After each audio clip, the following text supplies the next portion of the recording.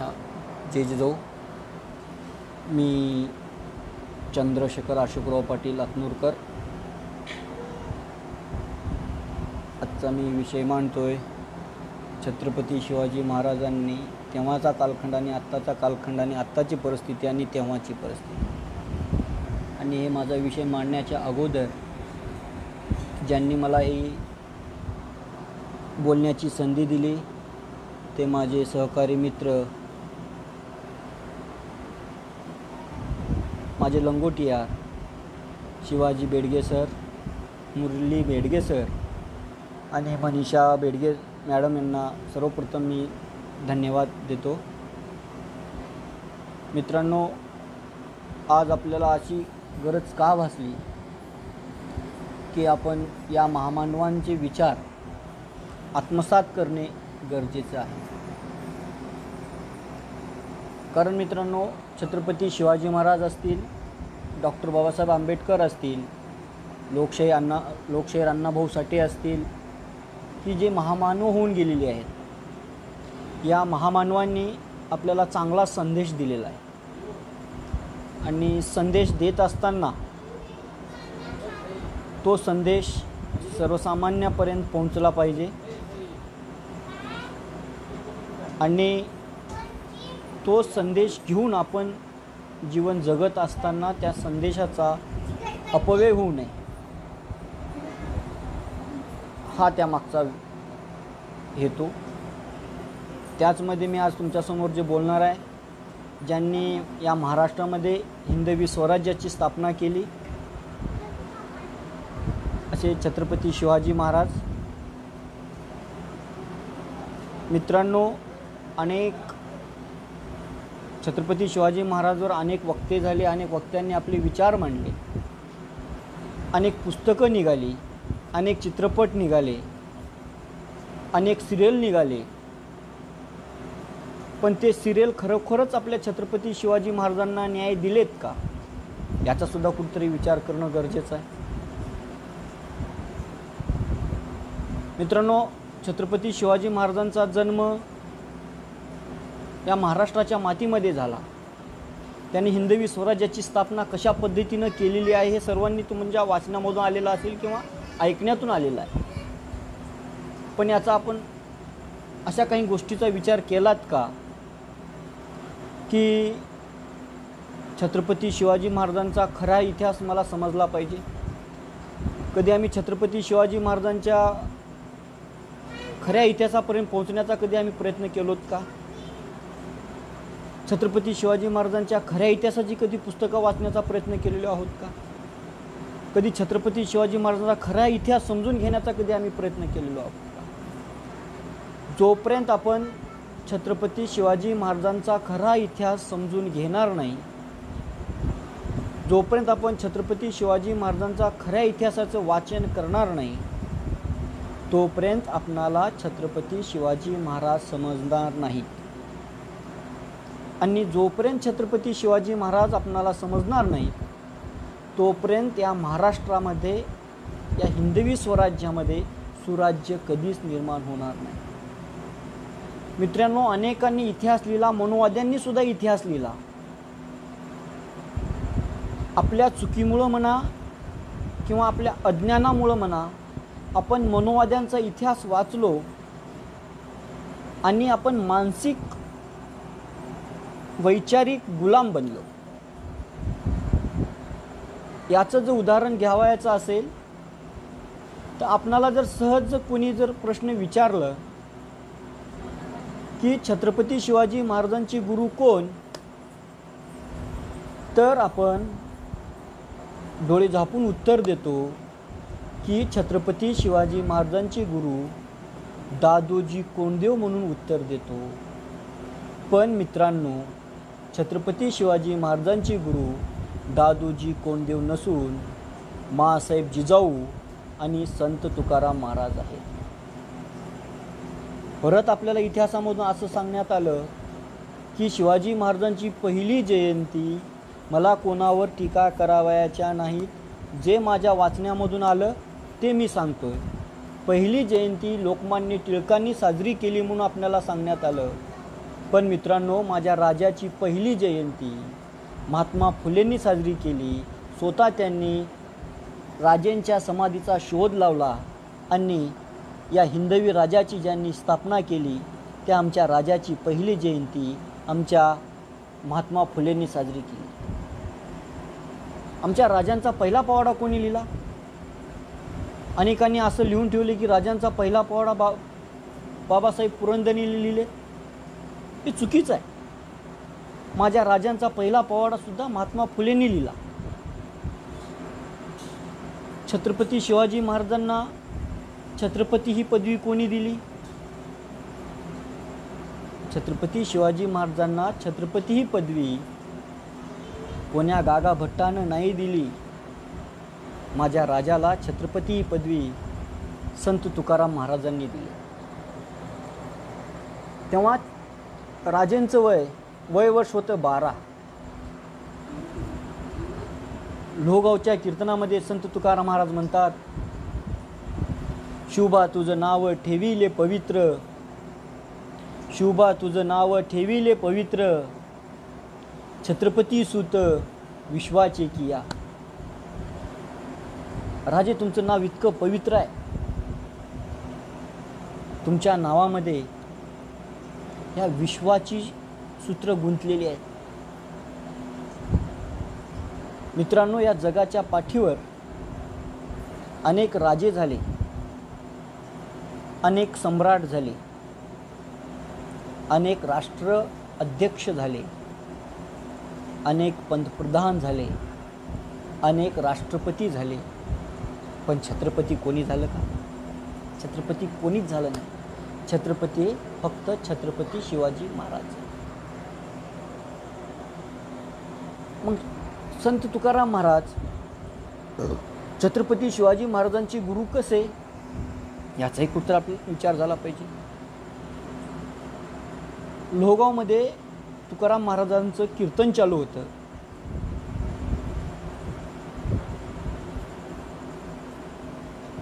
तुकाराम महाराजांचं कीर्तन चालू होतं आणि ते कीर्तन ऐकण्यासाठी छत्रपती शिवाजी महाराज गेले. तेव्हा छत्रपती शिवाजी महाराज बालवयामध्ये होते. आपल्या मित्रांसोबत तुकाराम महाराजांचं कीर्तन ऐकण्यासाठी गेल्यानंतर त्या कालखंडामध्ये आपल्या देशामध्ये म्हणा किंवा आपल्या महाराष्ट्रामध्ये म्हणा मोठ्या प्रमाणामध्ये जातीयता वाढलेली होती, अंधश्रद्धा पसरलेली होती. आणि हे जातीयता अंधश्रद्धा संत तुकाराम महाराजांना मान्य नव्हती. तेव्हा संत तुकाराम महाराज आपल्या कीर्तनामधून जातीयता आणि अंधश्रद्धा हे दूर करण्यासाठी आपल्या कीर्तनामधून समाजाला प्रबोधन करत होते.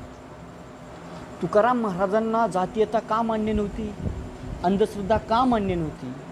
कारण संत तुकाराम महाराज गौतम बुद्धांना आपले गुरु मानले होते आणि त्यांनी जे जे अभंग लिहिलेले आहेत, जे जे अभंग त्यांनी म्हणून दाखवलेले आहेत, हे सर्व अभंग गौतम बुद्धांच्या विचारश्रेणीतून, त्यांच्या विचारातून प्रेरित होऊन त्यांनी अभंग मांडले.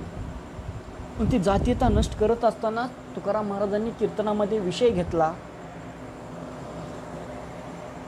तुकाराम महाराजांनी विषय घेतला तो म्हणजे मोक्ष प्राप्ती. मग हे कीर्तन ऐकत असताना बालशुभाच्या मनावर खूप परिणाम झाला. आणि ते कीर्तन संपल्यानंतर शिवाजी महाराज घरी गेले, मासाहेब जिजाऊंच्या समोर गेले. गेल्यानंतर कोणत्याही आईला साहजिक आहे आपल्या दररोजच्या मुलाचं वागणं कसं असतं आणि आज कसं आहे. शिवाजी महाराज बेचैन होते. शिवाजी महाराज बेचैन होते, त्यांच्या मनामध्ये काहूर मातलेला होता. त्यांनी मासाहेब जिजाऊंना सांगितलं, विचारलं मासाहेब जिजाऊंनी, बाळशिवाज तुम्हाला काय झालं? तुम्ही कोणत्या विचारामध्ये आहात? तेव्हा शिवाजी महाराजांनी उत्तर दिलं, मासाहेब, जातीयता वाढलेली आहे, अंधश्रद्धा वाढलेला आहे, पण हे मला नष्ट करायचे आणि ते तलवार हातामध्ये घेऊन शक्य नाही, मला समाजसेवा करायची. मासाहेब जिजाऊन हे शब्द ऐकल्यानंतर मासाहेब जिजाऊंच्या पायाखाली जमीन सरकली. ते विचारामध्ये पडले, आपण तर शहाजी राजांना शब्द दिलाय की भोजनांचं राज्य निर्माण करेन, जनतेच्या हक्काचं राज्य निर्माण करेन, आणि शुभा म्हणतोय हातामध्ये तलवार घ्यायची काय गरज आहे, मी समाजसेवा करेन. या ठिकाणी सुद्धा मित्रांनो एक चूक झालेली आहे इतिहासामध्ये. हे राज्य व्हावं ही कुणाची इच्छा सांगण्यात आली? स्त्रींची इच्छा आहे. पण मित्रांनो, हिंदवी स्वराज्याची स्थापना व्हावं ही स्त्रींची इच्छा नव्हती. हिंदवी स्वराज्याची स्थापना व्हावं हे शहाजी राजेंची इच्छा होती.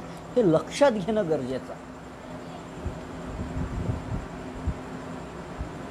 मासाहेब जिजाऊ प्रश्न पडला, आज शिवबा असं का बोलतो? त्यांनी शिवाजी महाराजांसोबत जे लहान मित्र गेले होते त्यांना बोलावून घेतलं. बाळांनो, तुम्ही काल कुठे गेला होता? त्यांच्या मित्रांनी सांगितलं, मासाहेब, लोहगावला संत तुकाराम महाराज आलेले आहेत आणि त्यांचे कीर्तन ऐकण्यासाठी आम्ही गेलेलो होतो आणि आम्ही कीर्तन ऐकून घरी आलो. परत दुसऱ्या दिवशी मासाहेब जिजाऊंनी लोहगाव गाठलं. लोहगावला जाऊन संत तुकाराम महाराजांची भेट घेतली आणि संत तुकाराम महाराजांना सांगितलं, महाराज, तुम्ही प्रबोधनाचं कीर्तन केलात, बाळशुभानं ते ऐकलं आणि तो म्हणतो मला समाजसेवा करायची आहे. मी तर शब्द दिलाय शहाजी राजांना की हिंदवी स्वराज्याची स्थापना करेल.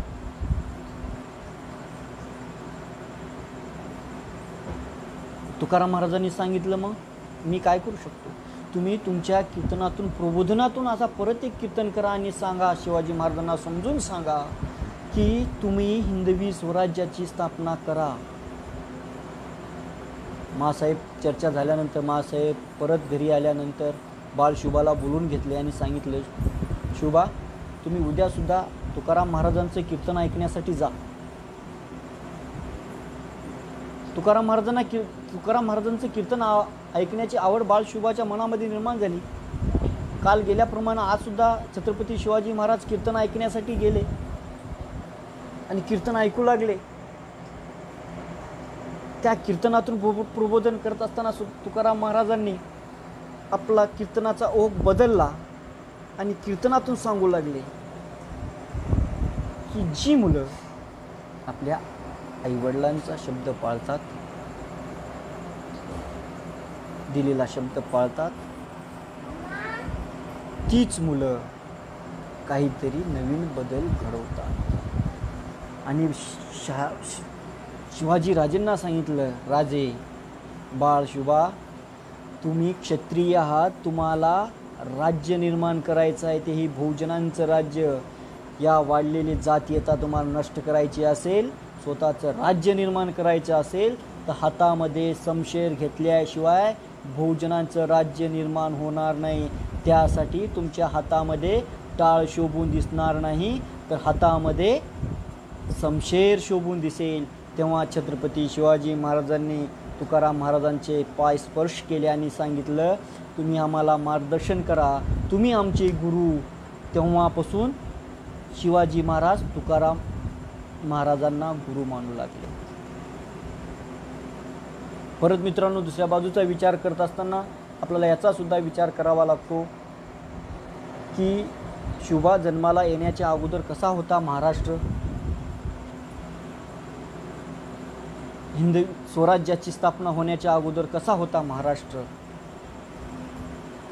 मित्रांनो, या महाराष्ट्राच्या मातीवर कुत्र्या गिद्रांची सत्ता होती.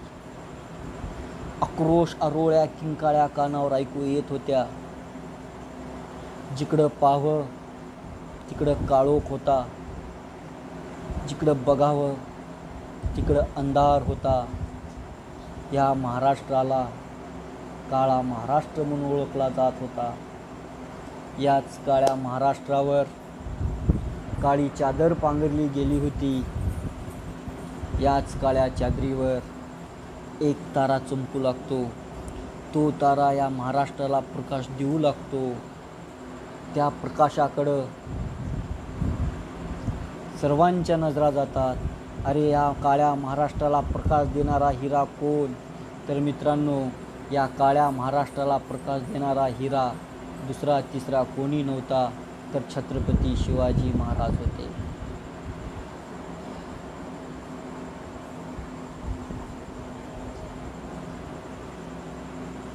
या राजांनी मोठ्या प्रमाणावर होत असलेला अन्याय अत्याचार आपल्या डोळ्यांनी पाहिला. जनता हैराण झालेली होती. जनतेला सुद्धा वाटत होतं की आपलं कोणीतरी असावं. मित्रांनो, त्या कालखंडामध्ये म्हणण्यापेक्षा आतासुद्धा गोरगरिबांचं दैवत म्हणजे विठोबा. प्रत्येकजण विठोबाला साकडं घालू लागलं की विठोबा, आमच्यावर होत असलेला अन्याय अत्याचार दूर करण्यासाठी कोणाला तरी पाठव. पण मित्रांनो, तो अन्याय अत्याचार दूर करण्यासाठी देव आला नाही, तर देवाच्या रूपामध्ये छत्रपती शिवाजी महाराज आले. मनुवाद्यांनी इतिहास लिहिला. मनुवाद्यांनी इतिहास लिहित असताना त्यांनी असं लिहिलं की भगवा झेंडा म्हणजे हिंदूंचा, छत्रपती शिवाजी महाराज हे हिंदूंचे. हे स्पष्ट चुकीचं आहे. शिवाजी महाराज राज्यकारभार करत असताना जातीयता कधीच बाळगलेली नाही. पण या राजकीय नेत्यांनी, या मनोवाद्यांनी माझ्या राजाला वेगळं वळण देण्याचा प्रयत्न केला. मनोवाद्यांनी तर असं लिहून ठेवलं की छत्रपती शिवाजी महाराज हे मुसलमानांचे विरोधक आहेत म्हणून लिहिलं. ते आम्ही वाचलो. मित्रांनो, एक हात जोडून कळकळीची विनंती, माझ्या राजाला जातीयतेच्या धर्मामध्ये बांधू नका. छत्रपती शिवाजी महाराज कधीच मुसलमानांचे विरोधक नव्हते. मित्रांनो, छत्रपती शिवाजी महाराजांच्या सैन्यामध्ये सुद्धा मुस्लिम होते. तोफखाना प्रमुख मुस्लिम होता. त्याचं नाव इब्राहिम खान. वकील मुस्लिम होता, काजी हैदर. आरमार प्रमुख मुस्लिम होता, दौलत खान, हा मुस्लिमच. सरसेनापती नूर खान, हाही मुस्लिमच. 31 अंगरक्षकापैकी 11 अंगरक्षक मुस्लिम होते. वाघ नखाचा शोध लावणारा सुद्धा मुस्लिम होता. अंगरक्षक मुस्लिम होते. अंगरक्षक जर गद्दार असतील, जशी अवस्था इंदिरा गांधीची झालेली होती तशी अवस्था माझ्या राजाची झाली असती का? मित्रांनो, रायगडावर जगदेश्वराचं मंदिर बांधण्यात आलं. त्याचं उदाहरण जर घ्यायचं असेल, शिवाजी महाराज आल्यानंतर जगदेश्वराचं दर्शन घेतलं. घेतल्यानंतर त्यांनी मावळ्याला विचारलं, अरे, माझ्या मुस्लिम बांधवांसाठी प्रार्थनेसाठी मस्जिद कुठं आहे?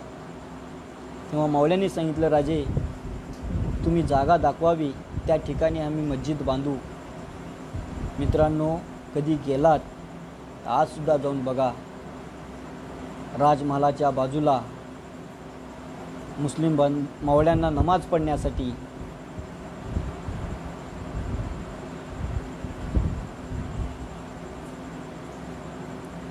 नमाज बांधण्यासाठी मस्जिद हवी आहे. तेव्हा मस्जिदसुद्धा बांधण्यात आली. मित्रांनो, सांगण्यामागचा उद्देश म्हणजे छत्रपती शिवाजी महाराज कधीच जातीयता केलेली नाही. माँसाहेब जिजाऊंनी शिवाजी महाराजांवर जातीपातीचे संस्कार केलेले नव्हते, तर अन्यायाच्या विरोधात लढणारे संस्कार केलेले होते. संस्काराने माणूस घडतो, आणि स्वकर्तृत्वातून मोठा होतो. आमचे राजे संस्काराने घडले आणि स्वकर्तृत्वातून मोठे झाले. पण सध्याची पिढी पैशाच्या नादी लागून दिशाहीन होऊ लागलेली आहे. आणि दिशाहीन झालेल्या पिढीला रुळावर आणण्यासाठी आता आपल्याला असं वाटतंय की आता शुभा जन्माला आला पाहिजे. पण मित्रांनो, महाराष्ट्राच्या मुशीमध्ये आणि सह्याद्रीच्या कुशीमध्ये जोपर्यंत माँसाहेब जिजाऊ जन्माला येणार नाहीत तोपर्यंत शुभा जन्माला येणार नाही. पण सध्याच्या काळामध्ये माँसाहेब जिजाऊ जन्माला यायला तयार नाहीत, कारण जिजाऊ जन्माला येण्याच्या अगोदरच आपण तिची हत्या करू लागलो आहे, म्हणजे मोठ्या प्रमाणामध्ये गर्भपात करू लागलो आहे. अरे ज्या देशामध्ये, ज्या महाराष्ट्रामध्ये तुळजाभवानीला 9 दिवस जागर घालतो, त्याच महाराष्ट्रामध्ये, त्याच देशामध्ये स्त्रीभ्रूण हत्या मोठ्या प्रमाणात होऊ लागलेली आहे. दीपावळीला आपल्याला ववाळत असताना बहीण एक मागणी करते, विडा पिडा टळू दे, बळींचं राज्य येऊ दे. आणि जी बहीण आपणाला ववाळत असताना बळीराजांचं राज्य येऊ दे यासाठी मागणी करते, त्या बहिणीची जर आपण हत्या करू लागलो तर बळीराजांचं राज्य कसं निर्माण होईल. या देशाचा कणा म्हणून शेतकऱ्याकडे पाहिलं जातं, पण या देशाचा कणाच आज आत्महत्या करू लागला आहे. आमच्या राजांनी आम्हाला हे शिकवलं का आत्महत्या करण्यासाठी?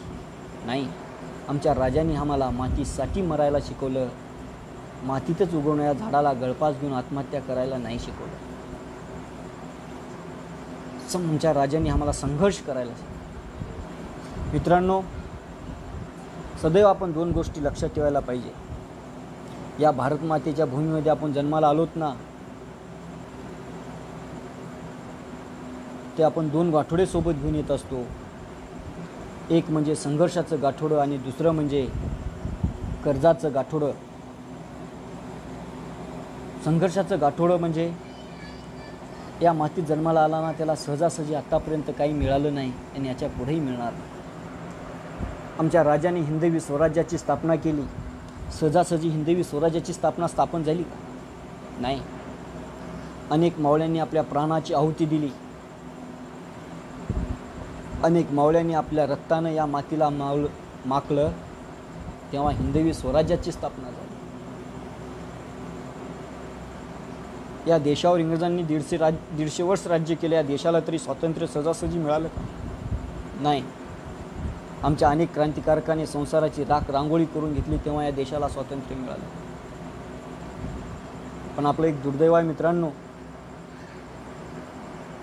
ज्या इंग्रजांनी आमच्या देशावर 150 वर्ष राज्य केलं त्या इंग्रजांना तरी आमचा देश समजला का?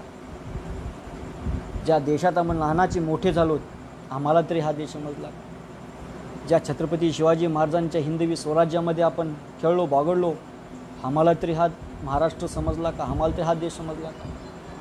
आम्हाला जर हा महाराष्ट्र समजला असता, आम्हाला जर हे देश समजला असता, आम्हाला जर हिंदवी स्वराज्य समजलं असतं तर माझ्या महाराष्ट्राचा शेतकरी आत्महत्या केला असता. आम्हाला जर हिंदवी स्वराज्य समजलं असतं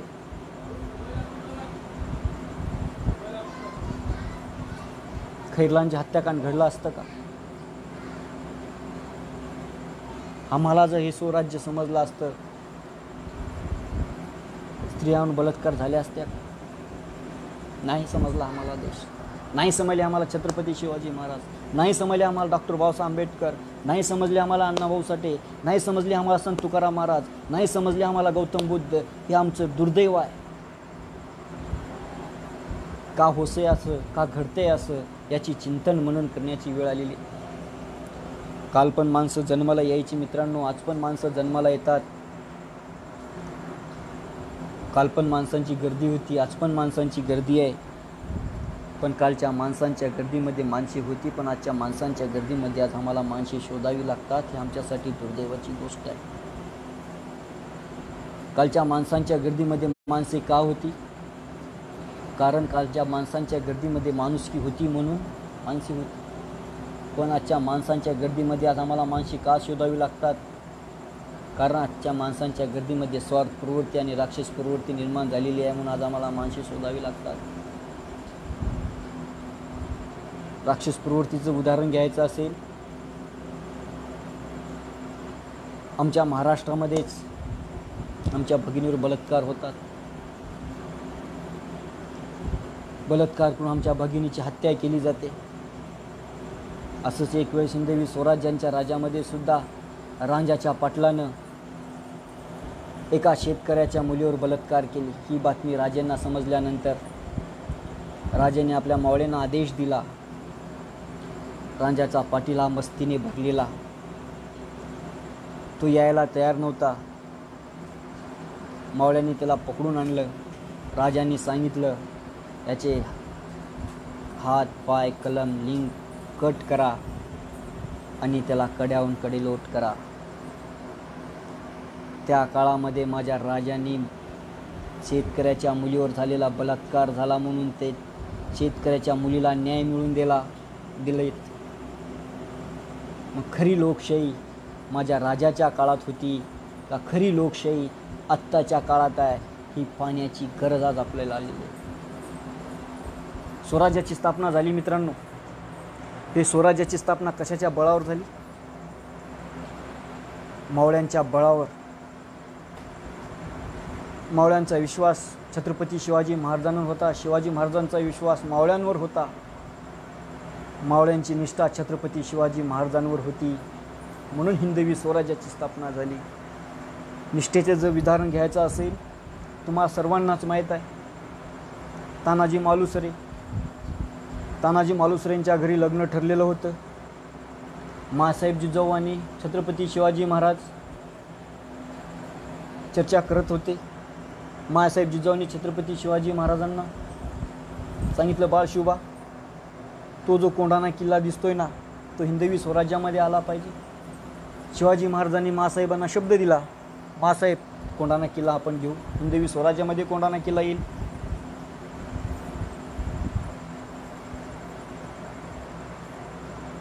शिवाजी महाराजांच्या मनामध्ये विचारांचा काहूर झाला. आपण तर माँसाहेब जिजाऊंना शब्द दिलोय की कोंढाणा किल्ला काबीज करायचा आहे, पण कोंढाणा किल्ला काबीज करणं शक्य नव्हतं. उदयभान त्या ठिकाणी होता. त्यांच्या मनामध्ये विचारांचा काहूर झाला. विचारांचा काहूर होत असताना त्यांच्या मनामध्ये एका सरदारांचं नाव आलं. तो सरदार होता तानाजी मालुसरे. त्यांच्या मनामध्ये नाव यायला आणि तानाजी मालुसरे त्यांच्या समोर यायला. शेलार मामा तानाजी मालुसरे आणि सूर्याजी, तानाजी मालुसरेंच्या एकुलत्या एक मुलाचं रायबाचं लग्न ठरले, त्याचं निमंत्रण देण्यासाठी आलेले होते. शेलार मामाने सांगितलं, राजे, तानाजी मालुसरेंच्या मुलाचं म्हणजेच रायबाचं लग्न ठरलेलं आहे आणि त्या लग्नात जातीनं तुम्ही उपस्थित राहावं अशी मनोमन इच्छा तानाजीची आहे. तेव्हा शिवाजी महाराजांनी सांगितलं, नाही मामा, आम्ही कोंढाणा किल्ला काबीज करण्यासाठी जातीनं जाणार आहोत आणि रायबाचं लग्न लावण्यासाठी माँसाहेब जिजाऊंना घेऊन जा. हे इतकं का सांगतोय? निष्ठा कशी असते हे सांगण्यासाठी सांगतोय. हे शब्द ऐकताच तानाजी तळपायाच्या मस्तकाला गेली. तानाजी म्हणू लागले, राजे, हा तानाजी जिवंत असेपर्यंत तुम्ही जीवघेण्या लढायला जाणार? आम्ही जिवंत राहून काय आणि मरून काय? तूच आमच्या जिंदगीला. नाही राजा, राजा, हा कोंढाणा किल्ला काबीज करण्यासाठी मी जाणार. राजा, मला परवानगी द्या. माँसाहेब जिजाऊ म्हणू लागल्या, ताना, अरे तुझ्या मुलाचं लग्न ठरलंय आणि तू म्हणतोय लढायला जाणार? नाही माँसाहेब, मला विडा द्या. तेव्हा शिवाजी महाराजांनी तानाजी मालुसरेंना विडा दिला.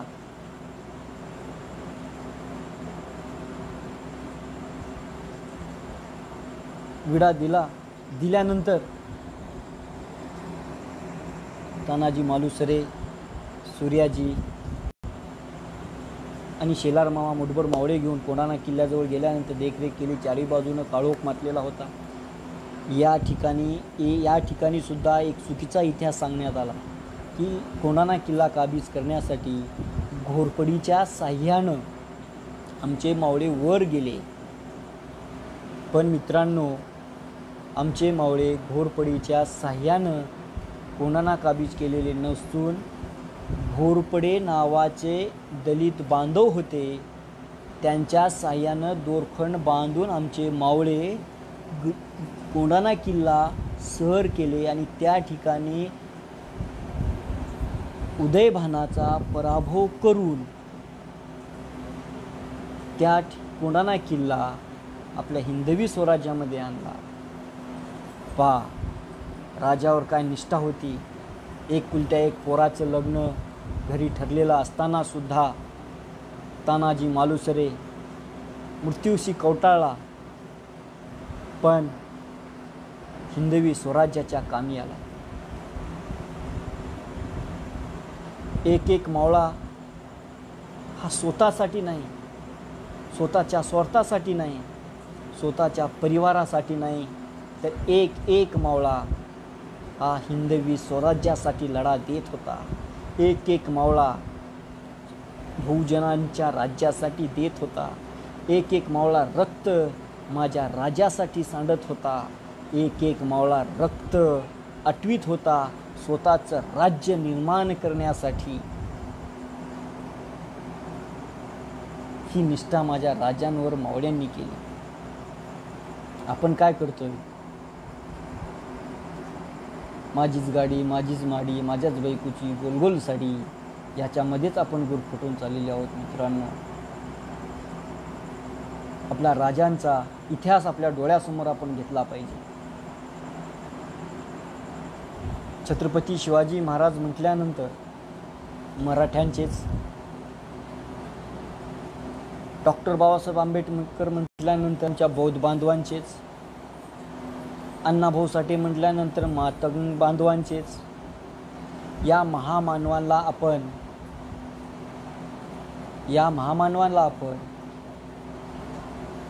आपल्या जातीमध्ये गुरफटून ठेवू लागलो होतो आणि या महामानवांची आपण किंमत करू लागलो. मित्रांनो, गौतम बुद्धांना गुरु संत तुकाराम महाराजांनी मानलं. संत तुकाराम महाराजांना गुरु छत्रपती शिवाजी महाराजांनी मानलं.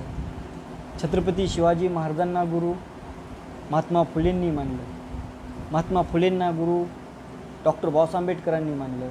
डॉक्टर बाबासाहेब आंबेडकरांना गुरु कर्मवीर भाऊराव पाटलांनी मानलं. ही जी साखळी निर्माण झालेली आहे, या महामानवांनी गुरु मानत असताना कधीच जातीभेद केला नाही. आपण जातीभेद काय म्हणून करायचा? जेव्हा डॉक्टर बाबासाहेब आंबेडकरांना जेव्हा डॉक्टर बाबासाहेब आंबेडकर आणखीन एक डॉक्टर बाबासाहेब आंबेडकरांच्या प्रत्येक लेटर पॅडवर छत्रपती शिवाजी महाराज की जय हे लिहिलेलं असायचं. आणि आणखीन एक लक्षात ठेवा मित्रांनो, जय भवानी जय शिवाजी हा पहिला नारा जर कोणी दिला असेल तर डॉक्टर बाबासाहेब आंबेडकरांनी दिलेला आहे. 14 तळ्याच्या सत्याग्रहाला जात असताना डॉक्टर बाबासाहेब आंबेडकर जेव्हा राज्यघटना लिहित होते तेव्हा प्रश्न विचारण्यात आला, तुम्ही या स्वतंत्र देशाची राज्यघटना लिहित आहे, ही राज्यघटना लिहित असताना तुम्हाला काही अडीअडचणी आल्या का? तेव्हा डॉक्टर बाबासाहेब आंबेडकरांनी समर्पकपणे उत्तर दिलं, माझ्या डोळ्यासमोर छत्रपती शिवाजी महाराजांचं स्वराज्य मी माझ्या डोळ्यासमोर आणलो आणि या देशाची राज्यघटना लिहिली.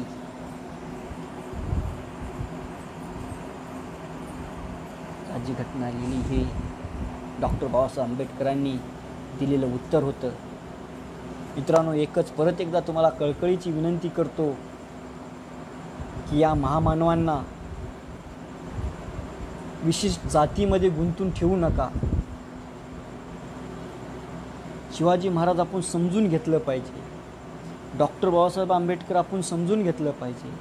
शाहीर अण्णाभाऊ साठे आपण समजून घेतलं पाहिजे. शाहीर अण्णाभाऊ साठे का समजून घेतलं पाहिजे? रशियामध्ये जाऊन शिवाजी महाराजांचं चारित्र्य आपल्या पोवाड्यामधून सांगणारे, देशाच्या बाहेर जाऊन आपल्या पोवाड्यामधून शिवाजी महाराज कोण आहेत हे सांगणारे शाहीर अण्णाभाऊ साठे आहेत. शाहीर अण्णाभाऊ साठेंनी कधी विचार केले की हा जातीचा ते त्या जातीचा? डॉक्टर बाबासाहेब आंबेडकरांनी कधी विचार केले? नाही केले. मग आपण काय म्हणून विचार करायचे? डॉक्टर बाबासाहेब आंबेडकरांचे सुद्धा विचार आपण आत्मसात केलं पाहिजे. बहुजनांच्या हितासाठी त्यांनी काय काय केलं याचासुद्धा आपण विचार केला पाहिजे.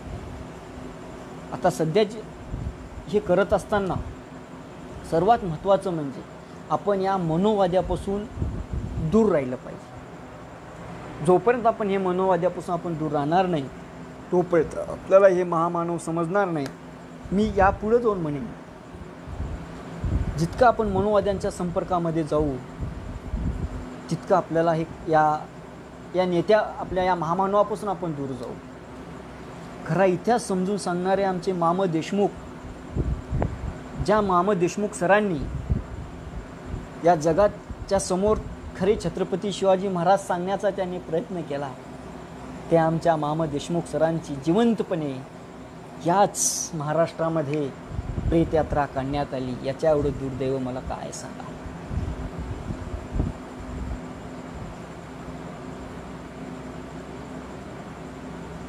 हे ऐकल्यानंतर खूप वाईट वाटतं.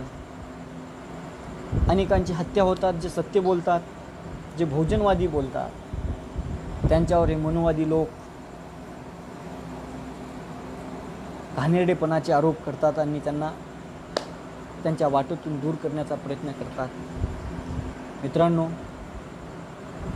या महाराष्ट्राच्या मातीमध्ये सुराज्य निर्माण करायचं असेल, शाहू फुले आंबेडकरांचे विचार, ही विचारधारा डोळ्यासमोर ठेवून आत्मसात करून, नुसतं आत्मसात करून जमणार नाही, तर कृतीमध्ये आणली पाहिजे. कारण आताची सध्याची पिढी ही विचार करणारी पिढी आहे. त्या पिढीला आपण सोबत घेऊन चाललं पाहिजे.